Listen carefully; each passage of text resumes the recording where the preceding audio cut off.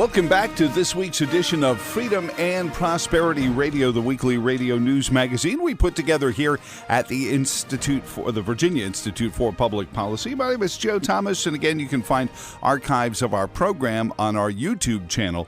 Go to youtube.com and search Freedom and Prosperity Radio. Next up is Todd Gathje, the Director of Government Relations for the Family Foundation, and it's coming from all directions, whether it's the House or the Virginia House of Delegates as well. Todd, welcome back to the program. How are you doing today, sir? Thank you, Joe. Thank you for having me on. We're doing fine. It's a busy time of year, but we're all doing well here and just trying to wrap up what's been a very interesting General Assembly session. I thought it was interesting that while they sit there and talk about comprehensive background checks for just doing a constitutionally protected activity, they wanted to take away not just the sonograms, which would be a very simple medical procedure to, see what's going on, to even bringing abortion clinics to the point where they don't need medical professionals to perform the abortions. I mean, this is stunning. It almost makes your head spin. Yeah, that's right, Joe. I think it's also important to put things into context. Before the election in November, there was a Democratic town hall in which one of the delegates, I believe it was Delegate Alfonso Lopez, had mentioned that a lifetime of work was going to be achieved in essentially 2 afternoons or a couple of weekends. And as that statement unfolded and we saw their agenda come out, we knew right away that they were going to be targeting the ERA, religious liberty, and of course the life issue. And to their credit, they held up to their end of the bargain and they followed through on their campaign promise. The bills this year are quite shocking in what they do, not just to remove protections for the unborn babies, but also protections for women. Those sonograms, the ultrasounds, are in place to ensure the protection of the women, to make sure that the procedures that are going to take place, that the doctors providing that procedure, or that surgical procedure understand what's going on, that they know the size of the baby, and that will determine what type of procedure is used. These are also important tools for crisis pregnancy resource centers to help give women who are struggling with this decision, this life-altering decision, to have all the information that they need in order to make this decision. I think it's also important to point out that in these pieces of legislation, they also strip away informed consent. So while a mother still has to consent to an abortion, they take away any information that would be provided to them about what type of procedure is going to be performed. It's just basic information that a mother should have, knowing and going into that type of life-altering procedure. Well, isn't it an important point to also make that those advocates, the pro-abortion lobbyists, have always hidden behind the idea of the mythical Backalley Abortion, and that they were doing this, what was the phrase they used, safe but rare, and all of this. And it doesn't all of this legislation just call out the lie that that's always been? Absolutely. It really does. It shows how hypocritical that view is. This does nothing to protect these, stripping away these requirements, these health and safety standards do nothing to protect the women. In fact, it puts them more in danger. Yeah. And going forward, I think time will tell if we're going to see some more, Kermit Gosnells here in Virginia, like what happened in Pennsylvania. These are basic protections. Having a physician only. I think that a mother should want to have a physician guiding them through this process, whether or not they're going to have the abortion or not.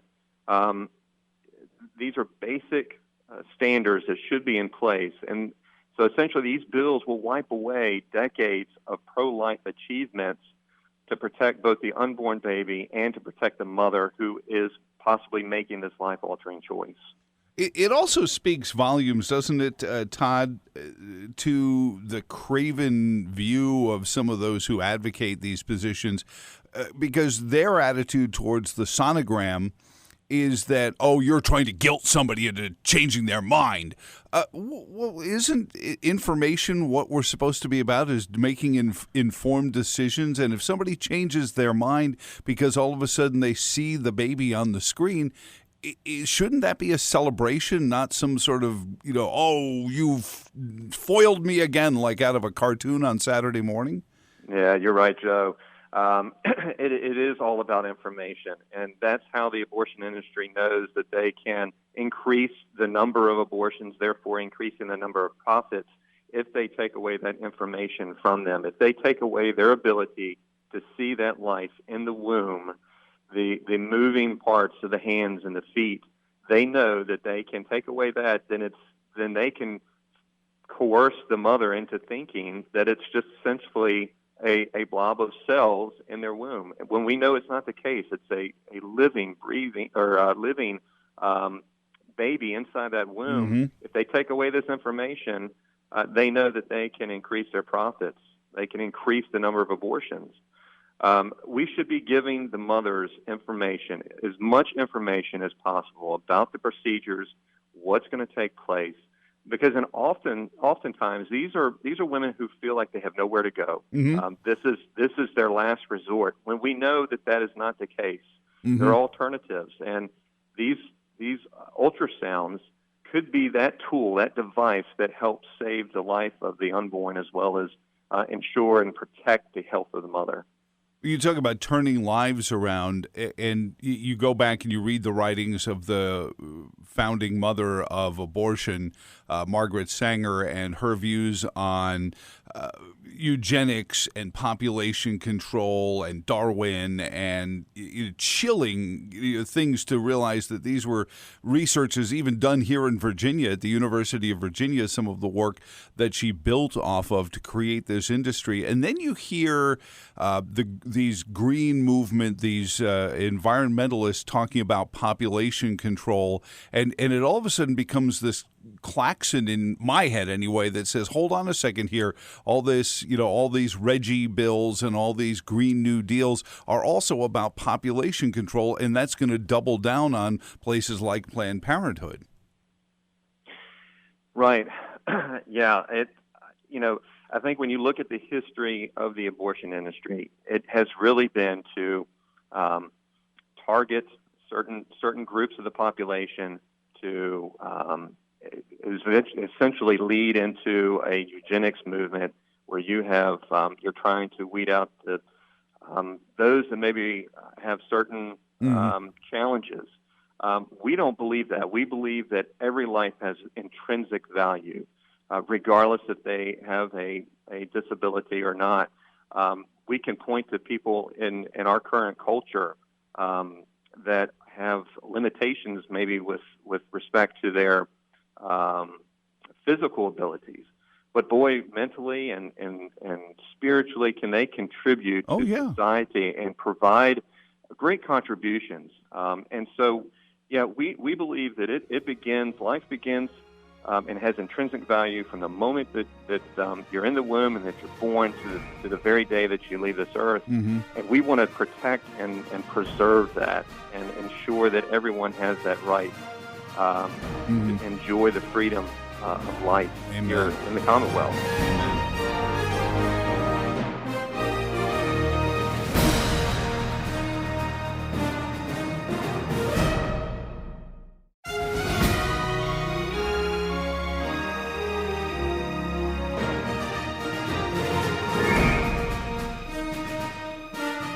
Let me ask you this, then, going forward, and I've talked to very many depressed conservatives in Virginia, because it's been traditionally the statists take over and they move the ball 5 yards down the field, and conservatives take over and move the ball back 3. And it's this incremental, okay, well, they pushed us back, but they only pushed us back 3, so we're still net +2.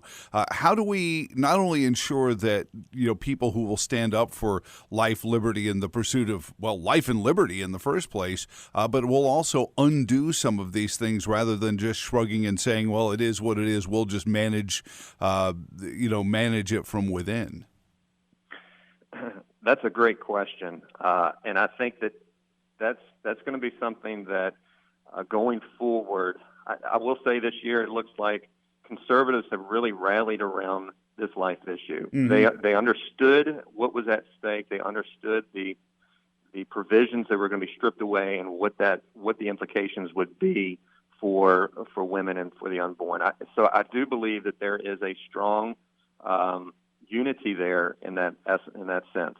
Going forward, it's going to be, how can we move the voter? How can we move the electorate to understand the significance of these changes and how it impacts those mothers, how it impacts those struggling with these decisions, and being able to move the electorate and change hearts and minds on this issue. And I do believe that there is. I think when you look at some of the polling, there is a strong disapproval of late-term abortions. Mm-hmm. Mm-hmm. Well, as science advances, as modern technology, the more that we're able to show them the life that's inside the womb, I think the more that we can really show and change hearts and minds. Mm-hmm. But we've got to be able to show, and that's I guess one of the first things they wanted to do was pull the black curtain back in front, and so that's we right. Can show.